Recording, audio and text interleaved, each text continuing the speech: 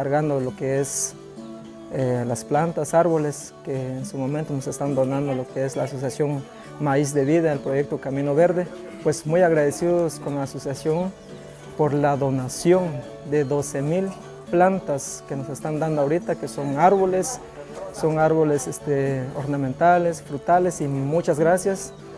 Saben muy bien de que aquí pues pasó lo que es, azotó bastante, golpeó bastante a lo que es la región de Campur, no solo Campur Central, sino que también las aldeas circunvecinas fueron golpeadas duramente por las tormentas pasadas. Agradecido con esta donación, la siembra de árboles no solo hace que sea refrescante estar en un ambiente,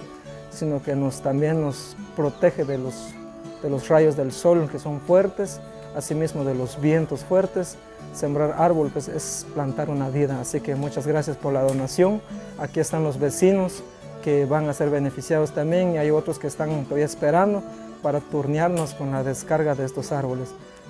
La ocho chocorín, bellane que queretal, con corín, culpable liche, bellale, sketchakli, chutes maíz de vida. Ali molamos, yo choquen carín, que na, huapi, jutan saquin, cherupi, yalang. Arish boten li katanamit na koy beni bejal li ten jalak barchik li neke nauman bejal na koy beni como li loklakche banak li loklakche bejal na karetal na huak picho que kela oli poyanan kwal angeliru fue huak picho que li shul bejal li kuanke sali kasutam na karetal bejal na kamchi kuni li karush kwanarin sali katanamit banak koy beni na kacheng yoko chishkwakle singil pichaki karetal ahí junto a chocre baji le calal cajol pechal